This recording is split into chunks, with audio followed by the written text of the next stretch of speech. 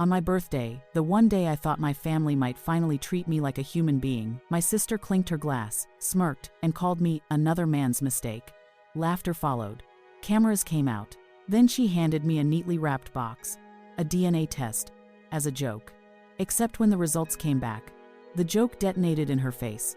Not mine, because buried in those numbers was a truth my entire family had been hiding, one that would split our house clean in two. If you're interested in this topic, hit the like button, subscribe, and type interested in the comments. And I will give you a heart. My name is Rowan, and I can tell you the exact second my birthday stopped being a celebration and turned into a crime scene because it didn't start with cake, candles, or people who actually loved me. It started with a whisper that wasn't a whisper at all. My sister, Harper, looked straight at me across the dinner table, smirked, and said loudly enough for my aunt to clutch her pearls, "You know, Dad always said you were another man's mistake." The room froze. Not, got quiet. Froze. Forks midair, mouths hanging open. My cousin replaying the sentence in her head like she couldn't believe she heard it correctly. And Harper? She enjoyed it. She leaned back in her chair like she'd just delivered the winning punchline at a comedy show. My mother shot her a glare, but not the kind that protects a daughter, the kind that warns, "Not now." My father cleared his throat, avoided looking at me completely, and muttered, "Let's just eat." As if I had imagined the words. As if the air hadn't changed. As if my birthday wasn't already sinking like a ship. I held my smile so tightly my jaw started to tremble. I'd learned that skill, young, smile through the hurt. Swallow the confusion. Pretend not to notice the cracks forming in all the places love should have been. Everyone resumed eating in awkward, frantic motions. Like silence would erase what she said. But the silence didn't erase it. It carved it into me. Harper wasn't finished. She never was. What she lacked in kindness, she made up for in persistence. After dinner, she stood up dramatically, clapped her hands, and announced, "Time for gifts." She said it like the evening was her own performance, and I was just the unlucky main character. Everyone gathered in the living room. I sat on the edge of the couch, still trying to figure out if I should laugh off the insult or go outside and scream. My little cousins handed me a mug with sunflowers on it. My aunt gave me socks. My brother gave me a candle. Normal stuff, thoughtful stuff. Then Harper strutted forward, with a small, neatly wrapped box. She was smiling too widely, too proudly. And I knew. I knew before I even untied the ribbon that this wasn't a gift. It was a weapon. "Open it," she said sweetly. Too sweet. The kind of sweet that rots your teeth. I peeled the paper back slowly, part of me hoping I was wrong, most of me knowing she wanted an audience. A hush fell. And when I lifted the lid, the room inhaled all at once. A DNA test. One of those ancestry kits. Sitting on a cushion of tissue paper like a loaded gun. My stomach twisted so fast, I thought I might be sick. Harper folded her arms, tilted her head, and said, "You know, just for fun. Since we never really look alike." Laughter broke out around the room, but not the kind that fills a space. The nervous kind. The kind people use when they know something is wrong but don't want to get involved. My father sank deeper into his recliner, staring at the TV that wasn't even on. My mother busied herself collecting plates, pretending she didn't hear what her oldest daughter had just done. No one defended me. No one checked if I was okay. No one said, "This is cruel. Stop." They just hovered between discomfort and cheap entertainment, waiting to see how I would react. A birthday gift turned into an accusation. A joke turned into humiliation. A box turned into confirmation of something Harper had clearly been dying to say out loud. I closed the lid gently because anger was dangerous in a family like mine. When you cried, you were dramatic. When you stood up for yourself, you were disrespectful. When you ignored it, they told you to stop being so sensitive. So I swallowed the rising heat in my throat and managed a quiet, "Thank you." Harper burst out laughing, real laughing this time, loud and sharp. "Oh my God, you're actually going to use it?" She sneered. "Wow. You must really want to know." My chest cracked. Not a little crack, the kind that has been forming for years but finally splits wide open. I stood up, holding the box carefully like it was radioactive. "I need some air," I said, even though everyone knew that wasn't why I was leaving the room. No one followed me. Not my mother, not my father, and definitely not the sister, who had just detonated a bomb in the center of my birthday. I stepped outside into the cold night, the porch light flickering overhead like even the house was trying to avoid eye contact. The sky was dark, the world quiet, and I felt suddenly, painfully aware of something I had refused to admit my entire life. I didn't belong there. Not fully. Not safely. Not loved in the way a daughter should be loved. I stared down at the DNA kit in my hands. The box felt heavier than it should. Like it carried more than saliva and ancestry, it carried truth. Ugly truth. Necessary truth.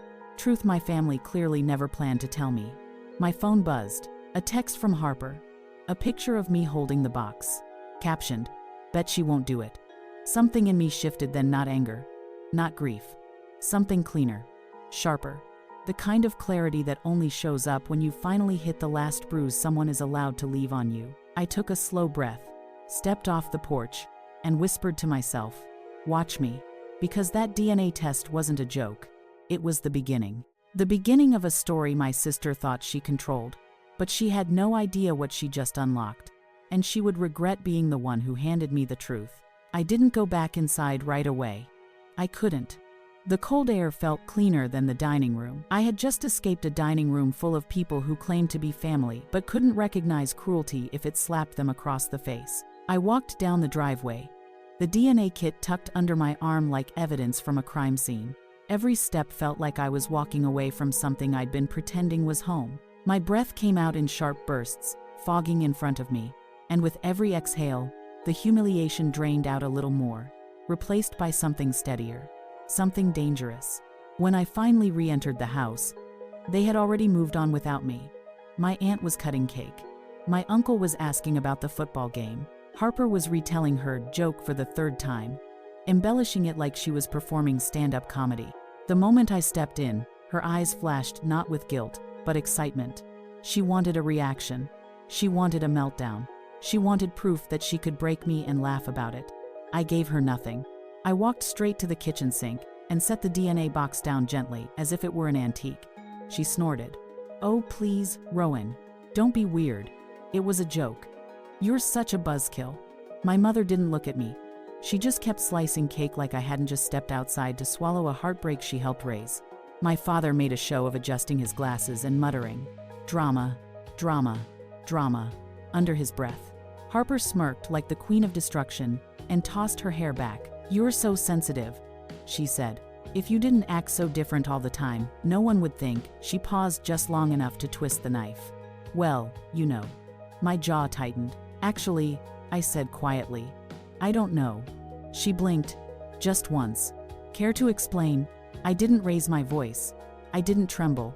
I just stared at her until the smirk wavered. "What exactly do you mean by different?" She wasn't prepared for that. Harper leaned back, crossed her arms, and pretended to think. "You're weird. Too emotional. You don't fit the rest of us. I mean, you know it, right?" She gestured toward our parents. "Look at us. Then look at you." My mother hissed her name like a warning, but the warning came too late. The words were already out, and they hung in the room like smoke. Heavy, poisonous, familiar. My chest tightened the same way it had when I was 10 years old and overheard a neighbor ask if I was adopted because I didn't look like them. My mother had laughed, then a quick, sharp laugh, and said, "Sometimes I wonder." And maybe they all thought comments like that were harmless. But they weren't. Not then. Not now. And definitely not tonight. I lifted the DNA kit again, holding it between two fingers like it was a truth bomb shaped in plastic. "So this," I said softly, "this wasn't a joke. This was something you've been thinking for a long time." Harper rolled her eyes. "Don't be dramatic. It was funny." To who? Silence. Actual silence. The kind you only get in a house where people realize they crossed a line but won't admit it. My father stood abruptly, grabbing his keys. "All right, enough. I'm going to bed." My brother Mason mumbled something that sounded like touchy, and slipped into the basement like the coward he always was. My mother sighed. That heavy, tired sigh she used whenever she wanted me to stop talking and start absorbing blame. "Rowan, honey," she said in a voice coated with pity, not love. "You know Harper jokes too much. Don't take everything so personally. It's your birthday. Can't you just be happy?" Happy. I stared at her. At the woman who gave birth to me, but not safety. Not gentleness. Not the bare minimum required to make a child feel wanted. "I don't think you understand." I said slowly. This isn't about a joke. This is about all of you. Harper groaned. Here she goes. My hands tightened around the DNA test. Have any of you ever thought, I said, about how it feels to grow up in a family where you're always the odd one out? My mother stiffened. My father didn't turn around. Harper looked annoyed. Perfect. They weren't ready for what came next. Fine, Harper snapped. If you're that bothered, use the stupid test. The room tilted, because that was the exact moment I knew she wanted me to. Not for closure, not for understanding, but for humiliation. She wanted proof. Proof that she wasn't related to someone she decided was beneath her. Proof she could wield like a weapon. Proof she could laugh about later.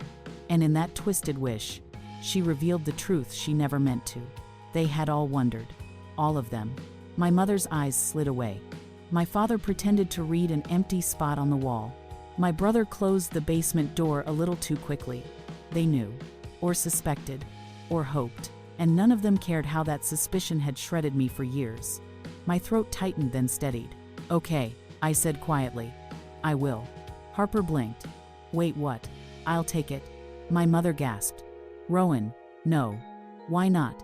I said, if it's such a joke, then let's settle it. Harper shifted, suddenly uneasy. It's not that serious, it is now. She swallowed. My father rubbed his face. My mother whispered, Rowan, please don't. But I was done shrinking. Done softening. Done letting them dismiss my hurt like it was a personality flaw. No, I said. I'm going to take the test. And when the results come back, we're all going to read them together. You could feel the panic ripple through the room like electricity. Harper opened her mouth. Closed it. My mother reached out as if to grab the box, but I stepped back. Don't touch this, I said. It's mine. And just like that, the power in the room shifted. Not loud, not dramatic. Quietly, completely. Because for the first time in my life, they weren't the ones in control of the truth. I was. What none of them knew, and what I hadn't even fully admitted to myself, was that I wasn't afraid of the results. I was afraid of what those results might finally force me to do. Walk away. Cut ties. Save myself. And that was the scariest part. Because once the truth comes out, it doesn't let you go back. That night, long after the house quieted and the leftover cake settled under plastic wrap, I lay awake staring at the ceiling of my childhood bedroom, a room that hadn't belonged to me in a long time, but still held the shadows of the girl I used to be. The DNA box sat on my nightstand like a sleeping animal, small but dangerous. I could feel its presence even with my eyes closed, like it was breathing beside me, waiting. I replayed the evening over and over. The laughter, the comments, the way Harper's voice slid across the table like a blade dipped in sugar. Another man's mistake. The phrase didn't just hurt, it peeled back years of unspoken suspicion.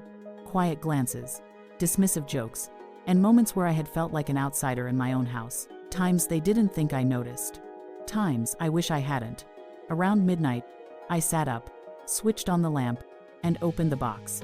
My hands were steady this time. No trembling, no hesitation. I read through the instructions like someone preparing for surgery, each word carving deeper into the truth I had spent years trying not to see. When I finally sealed the swab into the envelope, the air in my room felt different, lighter, sharper, almost electric. The truth was in motion now. There was no going back. The next morning at breakfast, the tension was thick enough to slice. My family sat around the kitchen island, pretending to eat, pretending not to look at me, pretending everything was normal. It wasn't. Not even close.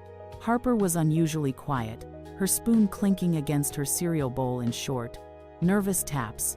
My mother rearranged fruit on a plate like she was styling a magazine photo. My father rustled the newspaper with exaggerated disinterest. Nobody mentioned the test. Nobody apologized. Nobody acknowledged the emotional wreckage from the night before. And somehow, that silence was worse than anything they'd said. Finally, my mother whispered, "Rowan, you didn't really mail that thing, did you?" I slipped my jacket on. "It'll be delivered today." Her face drained of color. "Sweetheart, you don't understand." "Oh, I understand," I said. "More than you think." My father cleared his throat. "This is unnecessary. You're being dramatic." That word again. Dramatic. The universal eraser for emotions they didn't want to deal with. I picked up my keys. "If you didn't want the truth," I said calmly, "you shouldn't have handed it to me as a birthday present." and then I left. I drove to the post office in a silence that felt like armor. When I dropped the envelope into the slot, a strange wave washed over me. Not fear, not grief, but something steadier. Control. For the first time in years, I wasn't letting them dictate who I was or what I should accept. For once, the narrative was mine. Days passed. Awkward, tense, unavoidable. Harper tiptoed around the house like she was avoiding a landmine. My mother made forced small talk about weather and errands. My father pretended he wasn't watching me when he clearly was. I didn't engage. I didn't argue. I didn't explain myself. I simply existed with a clarity none of them could handle. The power shift was visible. They felt it. They didn't know what to do with it.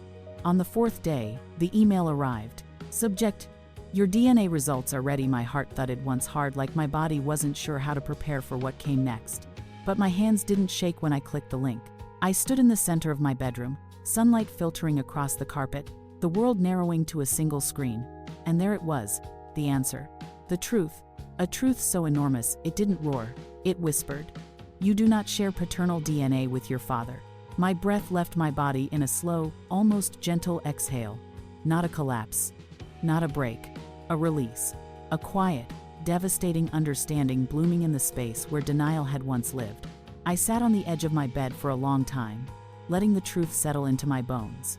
I wasn't imagining it. I wasn't paranoid. I wasn't overly sensitive or dramatic or weird or different because I failed to fit them. I was different because I wasn't his. The man I had called father for 26 years wasn't my biological father, and the woman who raised me had kept that secret my entire life. Or worse, she had weaponized my difference. There are betrayals that scream, and there are betrayals that whisper. This one whispered. And somehow, whispered betrayals cut deeper. When I finally stood, the numbness dissolved into something sharper. Not rage, not sadness, something older and wiser and heavier. Resolve. I walked downstairs and found them all in the living room, my mother folding laundry, my father watching TV, Harper scrolling through her phone like nothing in the world could ever touch her. I stepped into the room quietly, holding my phone at my side. The results came in, I said. Every head snapped upward. Harper paled. My mother froze. My father lowered the remote slowly. And, my mother whispered. Her voice trembled. Good. It was her turn to shake. And, I said, I'm not Dad's daughter. The silence that followed didn't last seconds. It lasted lifetimes. Harper's mouth fell open. My father sat rigid, his face pale, but his eyes burning with something between rage and devastation. My mother crumbled before my eyes. Literally crumbled. She dropped the towel in her hands, pressed both palms to her lips, and whispered, No, no, no, Rowan, please, don't, I said sharply. Don't tell me not to believe my own DNA. She sobbed once, a single, fractured sound that felt like a confession all on its own. My father stood abruptly, fist shaking. Mara, he said, his voice cracking, tell me that test is wrong. But she didn't. She didn't speak. She just cried, shoulders shaking like someone watching their world fall apart in slow motion. And maybe that's exactly what was happening. Because the truth wasn't just about me. It was about them. Their lies. Their choices. Their cruelty. Their silence. And Harper, my sister, the same sister who mocked me as another man's mistake, stared at me like I was a ghost, suddenly made real. You knew, I said to my mother. You knew my whole life, didn't you? She covered her mouth, crying harder. My father closed his eyes like he was bracing for impact. And that was the moment, that exact moment, I realized everything in this family was about to burn. Not because I lit the match, but because the truth finally had room to breathe. The first person to speak wasn't my mother or my father. It was Harper. Wait, she said, her voice thin, almost childlike for the first time in years. So, that joke wasn't a joke. Every pair of eyes shifted toward her, including mine. My mother let out a broken sound, somewhere between a sob and a gasp. Harper, please, she whispered, like she could rewind the last 24 hours if her daughter stopped saying things out loud.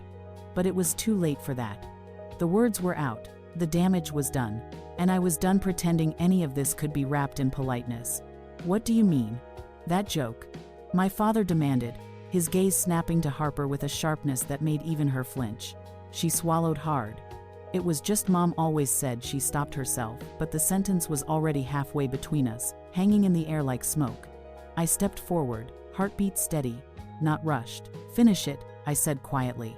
Mom always said what? Harper's eyes flicked to our mother, pleading. Don't, Mom whispered hoarsely. You've done enough. I laughed once, humorless. Funny, that's exactly how I feel about you.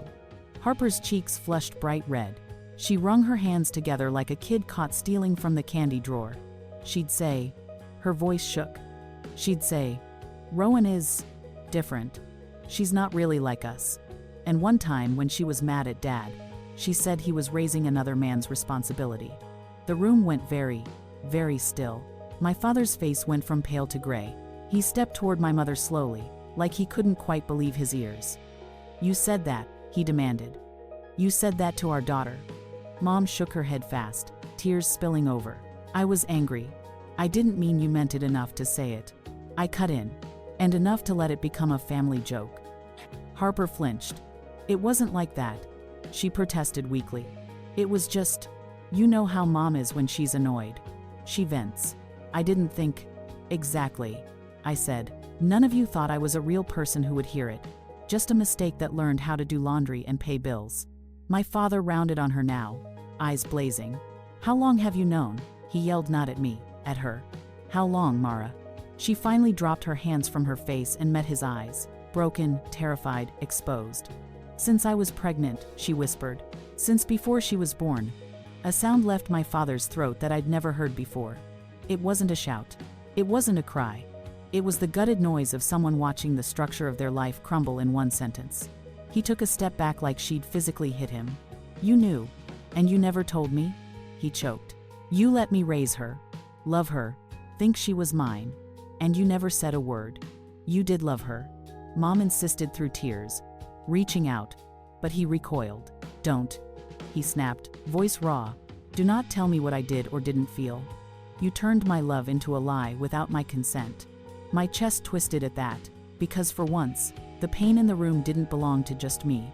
It belonged to all of us. Twisted and tangled in decisions that none of us got to vote on. Except her. My mother sank onto the couch like her legs had given out. I made a mistake, she said, voice small. A long time ago. Your father and I were having problems. He was always working. He wasn't listening. I felt invisible. I met someone. It was one night. One stupid night. And then I found out I was pregnant. And I panicked. You could have told me, my dad whispered. You could have given me a choice. She shook her head violently. I was terrified. I thought I'd lose everything. You, the house, our life. I convinced myself it didn't matter. That you'd never know. And when Rowan was born and you held her, you cried, and I told myself. That was enough. You were her father in every way that mattered. I gripped the back of a chair, knuckles white. Except when it came to how you treated me, I said. Except when I was the wrong face at the table, the wrong blood in the room, the wrong child to brag about. Mom looked at me like I had stabbed her. I didn't mean to treat you differently. I laughed again, sharper now. You didn't have to mean it. You just did. Every time you brushed me off and praised Harper. Every time you asked me to understand when things weren't fair. Every time Dad joked that I was too serious. And you didn't correct him. Every time you let my sister use words you planted without ever cleaning them up. Harper jerked as if I'd slapped her. I didn't know it was true, she said quickly. I thought Mom was exaggerating. I thought it was just resentment. I didn't think. She trailed off, eyes filling with tears. If you didn't think, I said evenly, you shouldn't have said it out loud. At my birthday, in front of a room full of people. My father stared at my mother like she was a stranger. Were you ever going to tell me? He asked quietly. Tell her. Or were you just going to hope we all died before the truth did? She shook her head desperately. I wanted it to go away. I thought if I never said it, it would disappear. But it never did. Every time you looked at her, I felt guilty. Every time she did something you were proud of, I heard this voice saying you don't deserve that. You lied. So I pulled back.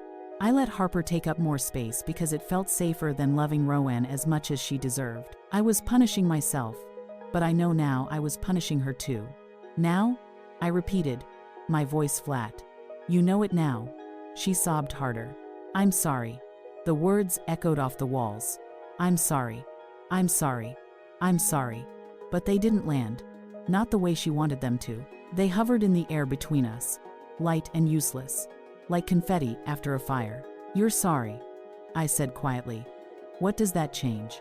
Does it change the fact that my father wasn't my father and nobody thought I had a right to know? Does it change the fact that my sister thought humiliating me with a DNA test was an acceptable party game? Does it unsay the words, another man's mistake? Harper flinched again. My dad's face contorted. Grief, anger, shock colliding in a way that made him look older than I'd ever seen. I don't even know who I'm angry at, he admitted hoarsely. Her. You. Myself. Him. Whoever he is. The room went pin-drop silent at that last word. Him. The man somewhere out there who shared my DNA. My bone structure. Maybe my eyes. The man my mother had pretending didn't exist for over 20 years. The man who had never, not once, come looking for me. I swallowed hard. Who is he? I asked. My mother's gaze snapped to me like she'd forgotten I was part of the story at all. Rowan, I don't. Who? I repeated, voice firmer. Is. He. My father looked at her too now. You owe her that much, he said quietly. After everything, you owe her the truth. Mom stared down at her hands, twisting her fingers like she could wring the answer out without actually speaking it. Finally, in a voice barely louder than a breath, she said his name. A name I recognized. A name I'd heard before in passing, the man who used to run the hardware store. The man my parents always avoided when we drove downtown. The man whose kids had moved away years ago. A man whose last name matched my eyes in the mirror. My stomach turned. Not from disgust. From clarity. The town that had always felt too small for my confusion suddenly felt very, very small for the truth. Does he know? I asked. Does he know I exist? My mother's answer came out like a confession dragged across broken glass. No, she whispered. I never told him. The three of us stared at her in stunned silence. Me, the daughter who'd been lied to, my father, the man who'd been betrayed, and my sister, who'd been born into a hierarchies she never questioned. For a split second, I almost pitied my mother. Almost. But then I remembered every moment I'd tried to earn love in this house and been told I was asking for too much, being too sensitive, wanting more than I deserved, and my pity evaporated. So let me get this straight, I said slowly. You cheated on Dad. You got pregnant. You lied to everyone, including yourself, for more than 2 decades. You let him raise me, love me, discipline me, while you quietly resented me. You trained my sister to see me as lesser. And then, when all that wasn't enough, you let the joke become my label. Another man's mistake. My mother sobbed harder. I didn't mean to. You did, I said, my voice calm. You may not have meant for it to go this far, but you lit the match, and then acted surprised the house caught fire. My father sank back into his chair, looking like someone had pulled the bones out of him. I need air, he muttered. I don't even know what I need. He stood abruptly and walked out of the room without another word. The front door opened, closed. His footsteps faded down the driveway. Harper stared at me, eyes shining, mascara streaking down her cheeks. For once, she didn't look like the golden child. She just looked like a girl who'd realized her favorite game had real consequences. Rowan, she whispered, voice cracking. I didn't know it was true. I swear. I was just copying Mom. I thought it was messed up, but you know how we joke about everything? I held her gaze. You could have chosen to be different, I said. You didn't. She swallowed hard. Can I fix it? She asked. The question hung between us, fragile and desperate. I thought about all the nights she'd rolled her eyes at me, all the little digs, all the moments she'd stood by while I was diminished, because at least it wasn't her. Finally, I shook my head. No, I said softly. You can't fix what you didn't care about breaking. Her face crumpled. For the first time, I didn't rush to comfort her. I let her sit in it. In the mess she helped create. In the echo of a birthday that had been less about celebrating my life and more about exposing the secret behind it. My mother whispered my name again like a prayer. Rowan, what are you going to do? I looked at both of them, my mother, who lied, my sister, who laughed, the father who had walked out to remember how to breathe. And for the first time, I realized the answer would not revolve around what they needed from me. It would revolve around what I needed for myself. I don't know yet, I said. But whatever I do, it won't be to protect your secret anymore. The silence after my father left wasn't peaceful. It was sharp, like the air itself had edges, and every breath felt like it might cut me on the way in. My mother sat crumpled on the couch, shoulders shaking in uneven tremors, and Harper hovered near the wall as if distance could soften what she'd helped ignite. For years, I'd been the one to fill these silences, to smooth the edges, to patch the fractures before they spread. But this time, the silence wasn't mine to fix. It was theirs to sit in.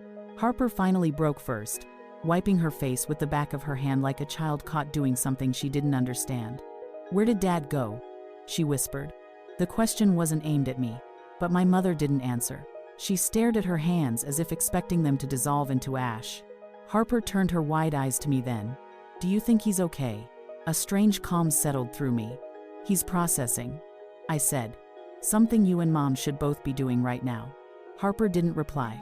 She pressed her lips together, the truth slicing through her defenses like a blade. My mother lifted her head slowly. "Rowan," she whispered, her chin trembled. "I never wanted this to happen."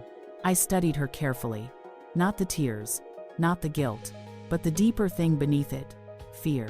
Not fear of losing me. Fear of losing the life she built on the lies she chose. "You didn't want this to happen," I echoed. "But you created the conditions that made it inevitable. You let a truth rot under the floorboards for 22 years, and now you're shocked the house smells like smoke." Her eyes closed, pained. "I didn't know how to tell you," she said. "Or him. Or anyone.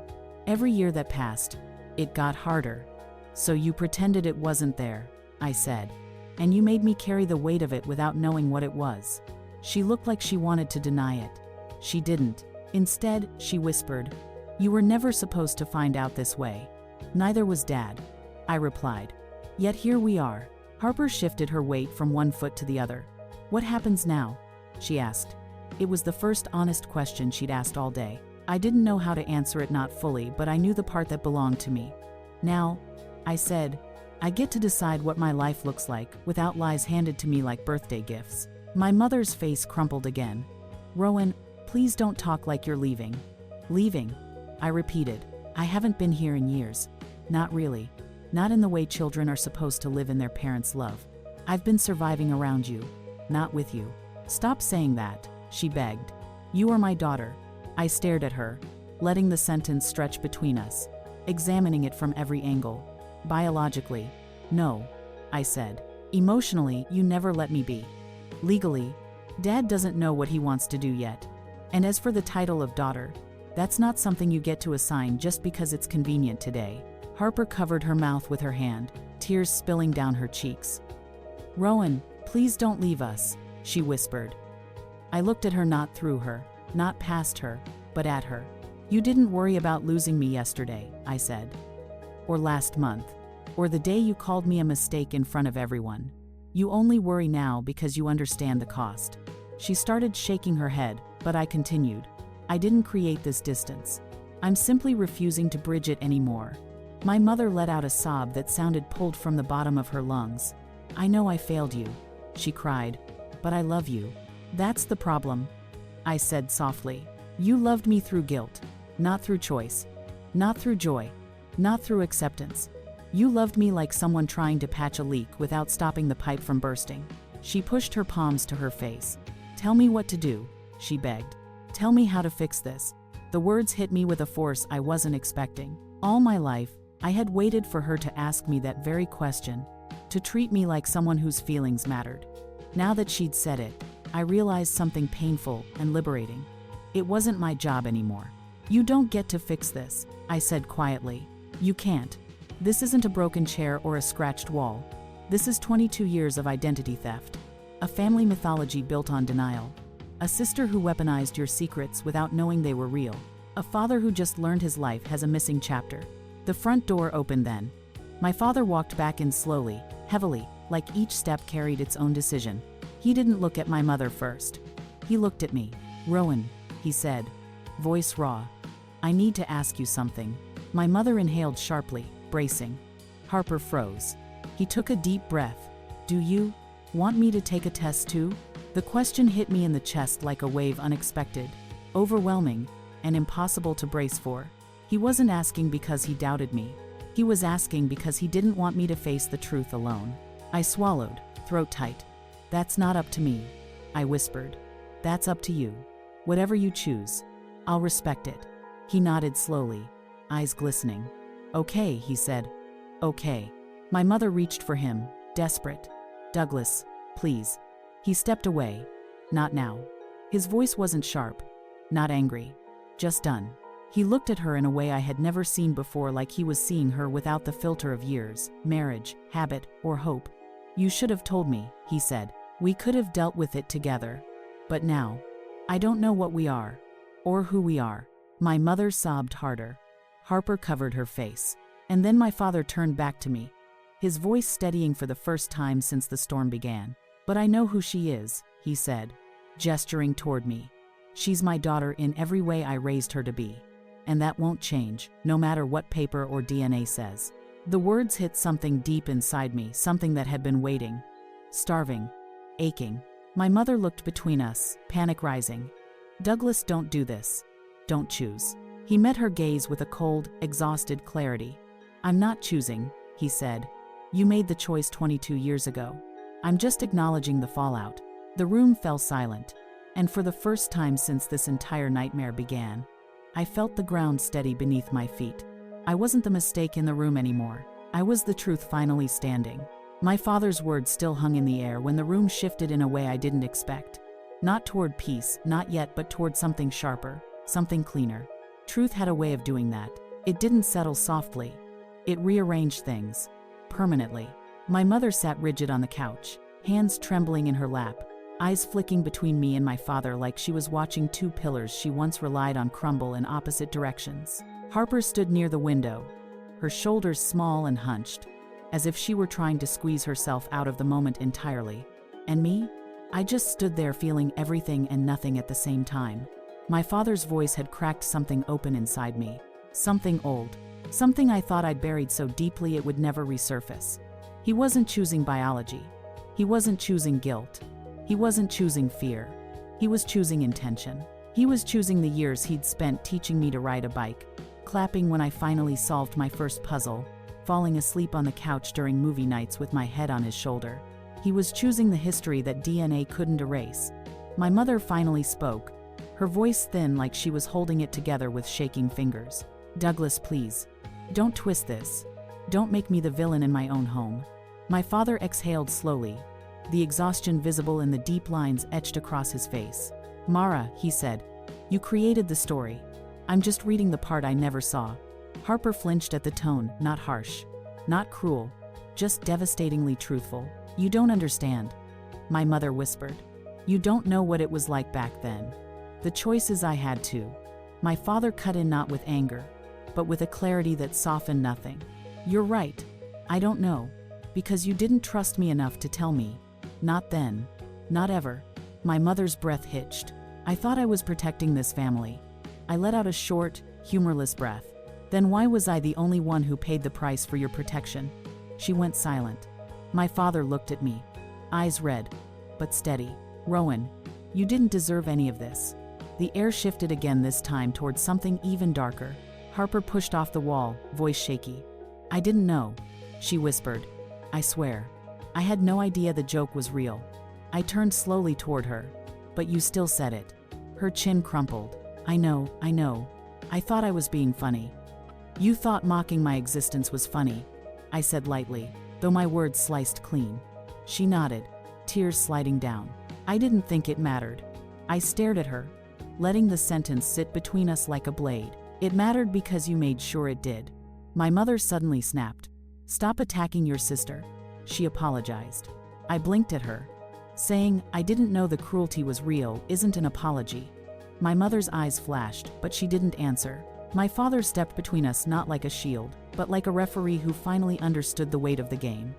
Enough, he said quietly. All of you. We need to talk about what happens next. My mother straightened. What happens next is we fix this. My father shook his head. No. What happens next is Rowan decides what she wants. She didn't start this. She doesn't have to fix it. That was new. That was seismic. My mother's jaw tightened. So she gets to decide the fate of this family now. She gets to decide the fate of herself, he corrected. Something we never let her do. My throat tightened. For a second, I wasn't sure I could speak. But I forced myself to because silence had been my prison for too long. Here's what I want, I said, voice steady. I want honesty. And I want space. My mother swallowed. Space? Yes. Space to breathe. Space to understand who I am without your secrets. Space to figure out what relationship, if any, I want with each of you. Harper wiped her eyes. So, you're leaving? I met her gaze. I'm stepping away. There's a difference. My mother leaned forward, panic rising. Rowan, if you leave now, I don't know if we'll get you back. I nodded once. That's the risk you created. My father didn't argue. He just looked at me with the quiet grief of someone realizing they weren't losing a daughter, they were losing the illusion that she ever truly belonged. A long silence filled the room. My mother finally whispered, "What about us? What about this family?" I breathed in slowly, letting the truth settle before I gave it shape. This family, I said, was built on a lie. If you want it to survive, you're going to have to rebuild it without expecting me to hold the beams. My father nodded once, accepting it like a verdict he'd already prepared for. My mother covered her mouth, eyes glistening with a mixture of sorrow and fear. Harper sniffled quietly, hugging herself. I stepped back from all of them. Not dramatically, not cruelly, just far enough to reclaim the space around me. And then I said the final line that shifted everything. I'm done being the fallout of someone else's choices. From now on, I choose me. The room didn't shatter with screams or chaos. It just deflated, like the truth had finally sucked the oxygen out of the lie. And for the first time in my life, I felt air that belonged only to me. I didn't leave the house right away. I thought I would. I thought I'd walk out dramatically, slam a door, let the sound echo behind me like some symbolic ending.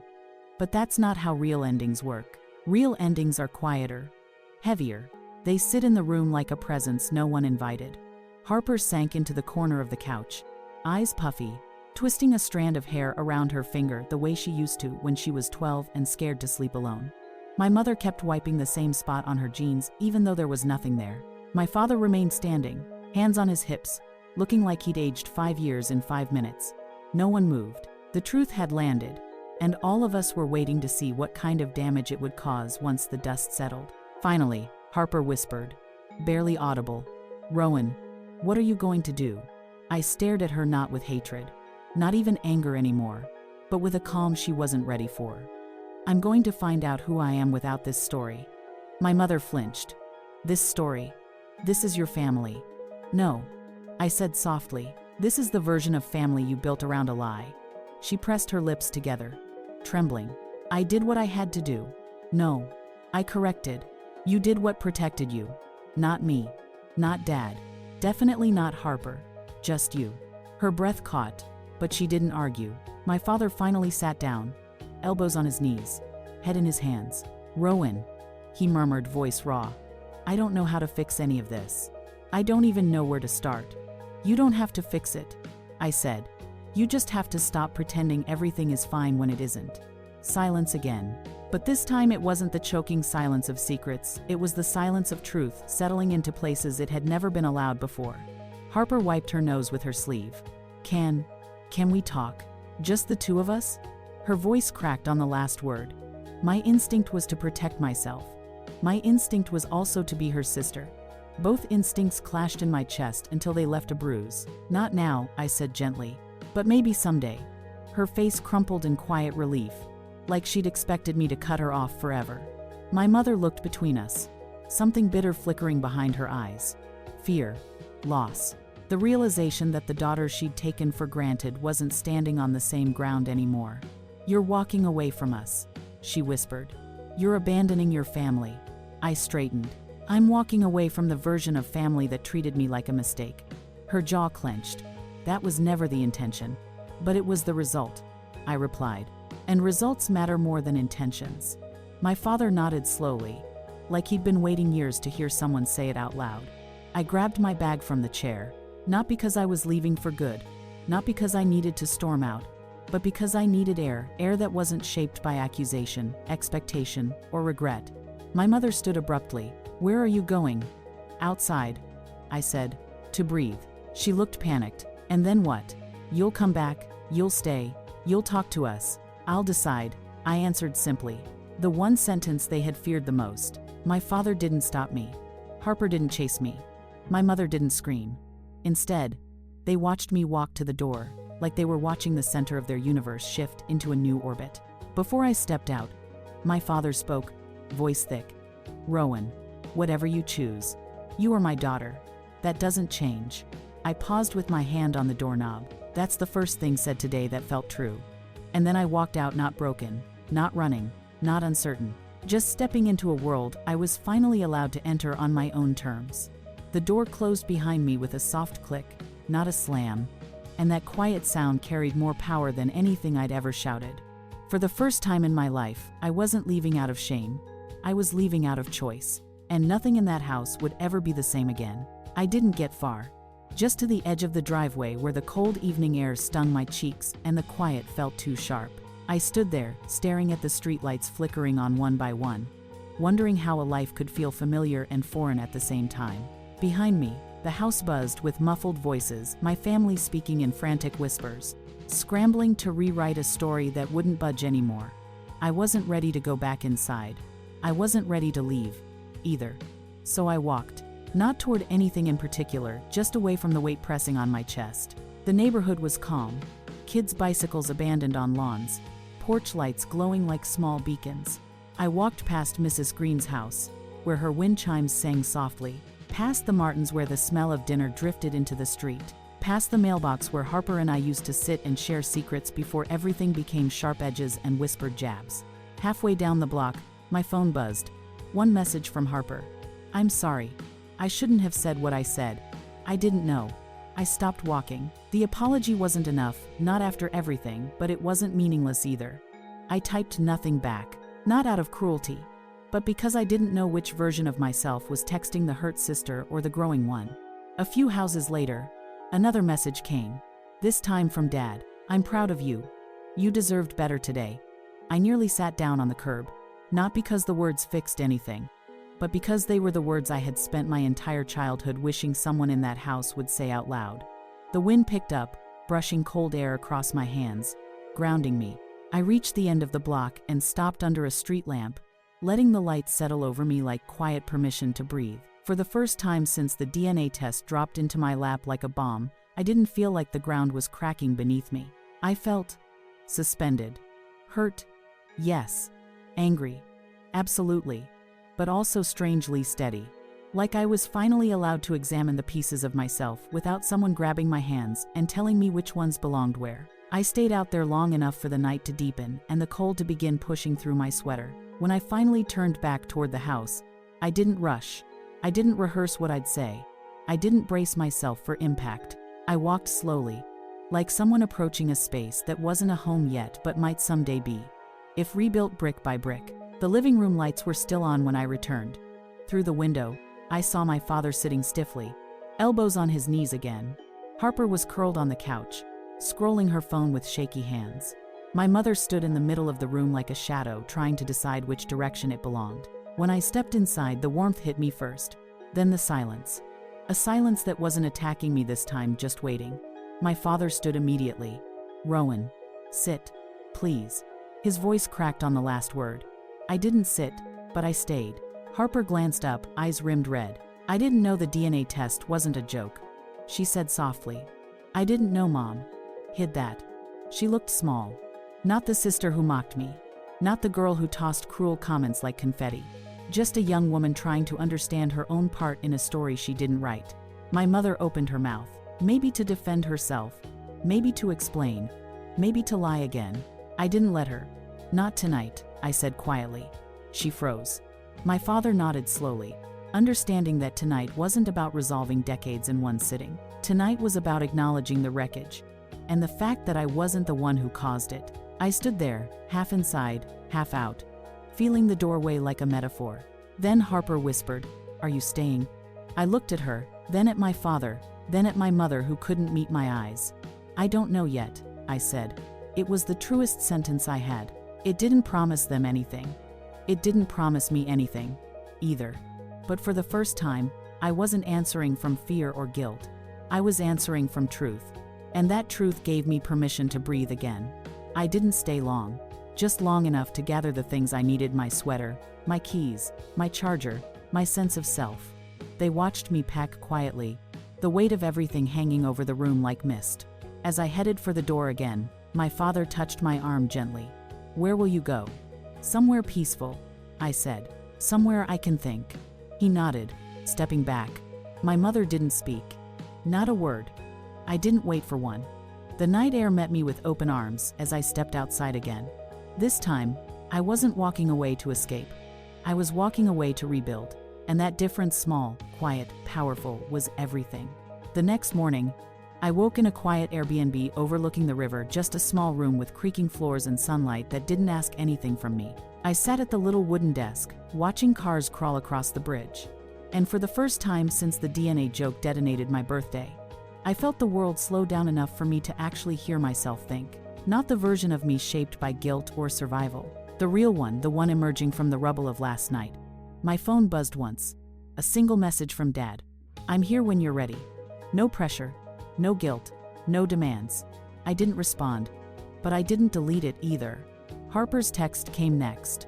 Longer, messier, apology after apology tangled with confusion and shame. Her words spilling like someone desperate to make sense of what she'd helped break. "I didn't know it was real," she wrote. "I swear I didn't know. I shouldn't have joked. I shouldn't have laughed. I shouldn't have let Mom say those things. I'm sorry. I'm really, really sorry." I stared at the message for a long time. Hurt didn't evaporate just because someone felt remorse. But remorse meant something. It meant the story wasn't as one-sided as I feared. My mother, though, nothing. Not a call. Not a text. Not even an attempt at a lie. It was almost funny, in a quiet, tragic way. The woman who controlled every narrative suddenly had no script to cling to. Around noon, I walked along the river path, my breath forming small clouds in the winter air. The water rushed steadily, indifferent to everything collapsing and reshaping inside me. I let myself feel everything: anger, grief, exhaustion, relief, letting each emotion pass like a wave without trying to stop or label it. Then my phone rang. Helena. Again. She didn't start with hello. "It's worse than you think," she said softly. My heart tightened. "What do you mean?" She exhaled, a long, heavy sound that already told me the answer wouldn't be simple. "Your mother didn't only hide the DNA test. She pressured your dad not to tell you. She made him swear not to open up about what happened years before you were born." The cold bit into my skin. Years before. Rowan, your biological father didn't abandon you. He didn't even know you existed. The world tilted slightly under my feet. What? Your mother found out she was pregnant after they'd broken up. She never told him. She married your dad fast, forced the story to fit what she needed, and decided pretending you weren't his was easier than admitting the truth. My breath stilled. So she lied for decades. She didn't just lie. She erased. She built a whole story to protect her pride. I sat on a nearby bench, the metal cold through my coat. "Does he know now?" "He does," Helena whispered. I called him. The river roared louder. "Helena." "Why?" "Because you deserve answers. Because he deserves to know you're alive. And because your mother cannot be allowed to write the final version of this story." The silence between us held the weight of everything I'd never been told. "He wants to meet you," she added gently. My heartbeat thudded once hard. "He said he never stopped wondering where she went when she left. He said he never knew she was pregnant." I closed my eyes, breath shuddering out of me. My entire life had been shaped by a lie spoken before I even existed. And now that lie was unraveling. Slowly. And publicly. "You don't have to meet him now," Helena said. "You don't have to meet him ever. But the door is open, sweetheart. For the first time in your life, the door is actually open." I wiped a cold tear off my cheek. "Thank you. You don't owe your mother silence anymore," she said. "You owe yourself peace." When I hung up, I stayed on that bench for a long time, letting the truth sink in, letting it fit itself into the broken spaces my mother had carved into me for years. I wasn't a mistake. I wasn't an accident. I wasn't the punchline Harper carelessly repeated. I was a secret my mother buried because the truth didn't flatter her. I stood slowly, feeling something powerful settle into my chest. Not anger, not revenge, clarity. The kind that doesn't shout, the kind that rewires everything. When I reached my Airbnb again, I grabbed my notebook, sat on the bed, and began writing. Not for them, for me. Questions I deserved to ask, boundaries I deserved to set, and a reminder at the top of the page. You are not what she said you are. That evening, just as the sun dipped behind the river, painting the sky pink and orange, my phone buzzed again. A number I didn't recognize. A voicemail. I pressed play. A man's voice, warm, steady, unfamiliar yet strangely familiar. Rowan, this is Daniel. I don't want to overwhelm you. I don't expect anything. But I just wanted to say, I'm here, and I'm grateful you exist. My breath caught. For the first time all day, I let myself cry quiet, heavy, released tears that didn't feel like weakness. They felt like truth. And as I sat there listening to his voice again, I realized something with absolute certainty. Part of my story had just ended, and an entirely new one was about to begin. 2 days later, I found myself standing outside my childhood home for the first time since the DNA joke shattered everything. The yard looked the same: patchy grass, cracked walkway, the old rosemary bush my mother always said she'd trim and never did. But the house itself felt foreign, almost like a place I once knew in a dream, distorted now by everything I had learned. I didn't knock right away. I just stood there, feeling the gravity of what I was about to face. Not because I needed answers, I already had them, but because some stories deserve an ending spoken out loud. When I finally knocked, the door swung open almost instantly. My mother stood there, pale, frazzled, eyes puffy like she hadn't slept. She opened her mouth to speak, but I walked past her into the living room. The same room where she'd once joked about my existence, like it was a stain she couldn't scrub out. My father sat stiffly on the edge of the couch, elbows on his knees, hands clasped like he'd rehearsed a speech he wasn't sure he'd be allowed to give. Harper stood near the hallway, arms wrapped around herself, guilt hanging off her shoulders like a heavy coat. No one said anything. The silence stretched until I finally broke it. I know, I said, my voice calm, steady. I know everything. My mother closed her eyes, her breath shaky. Rowan. No, I said softly. Let me talk. My father nodded once, encouraging, or maybe relieved. I turned to him first. Thank you for being honest when you could. I know you didn't lie to hurt me. You lied because you were asked to, because you were cornered. His jaw tightened, shame flickering across his eyes. I should have told you, he whispered. I should have fought her on it. I'm sorry. I nodded, letting the apology settle where it needed to, not to erase the hurt, but to acknowledge the truth. Then I turned to Harper. Her breath hitched. She already knew this part wouldn't be gentle. What you said to me on my birthday, I began, came from a joke you didn't understand. But the harm wasn't a joke. You let Mom's bitterness shape your mouth. You repeated something that wasn't yours to say. And even when you saw it land, you didn't stop. Tears welled in her eyes. I know. I'm so sorry. I didn't know what it meant. I didn't know you didn't need to know. I cut in. You just needed to not be cruel. She nodded, tears slipping down her cheeks. I'll do better. I'll spend the rest of my life doing better. Maybe she would. Maybe she wouldn't. But the sincerity in her voice was real. It wasn't forgiveness, but it was a first step. Then I turned to my mother. And the room went still. She stood straighter, like she was bracing for impact, like she expected me to scream, break, collapse, or demand a story that would make all her choices sound less monstrous. But I didn't need her story. I already had it. I had the truth she tried to bury under decades of bitterness. You told the world I was a mistake, I said quietly. But the only mistake here was yours, not in having me, in lying about me, in hating the reminder of a choice you made before I ever breathed. Her lips trembled. I was scared, she whispered. I was young and stupid and instead of dealing with your fear, I said, you turned it into punishment. For me, for Dad, for everyone who didn't fit the version of your life you were desperate to protect. She lifted a hand as if to reach for me, but I stepped back. I'm not here to forgive you, I said. I'm here to free myself from what you made me carry. I can't undo your choices. I can't rewrite the past, but I can choose the future. And it won't be this. Her shoulders crumpled. My father looked down. Harper sobbed quietly into her hands. I took a breath. I'm not disappearing forever, I said. But things won't go back to how they were. There will be distance, boundaries, space. Maybe, someday, If you learn to tell the truth and to choose kindness over control, we can rebuild something new. But it won't look like the family you forced me to fit into." My mother's tears spilled over, silent and stunned. "I don't want to lose you," she whispered. I met her eyes. "You never had me," I said softly. "You had the version of me you created to hide your guilt. I'm taking myself back now." The silence that followed wasn't hostile. It wasn't cold. It was honest. Painful, but honest. I grabbed my coat from the chair, walked to the door, and paused. "I'm meeting him next week," I said without turning around. My father inhaled sharply. Harper blinked. My mother's breath hitched. "Daniel?" she whispered. "My father," I corrected gently, and then I walked out. The air outside felt different, lighter. Not because everything was fixed, but because the chains were gone. When I reached the sidewalk, my phone buzzed. A text from an unknown number.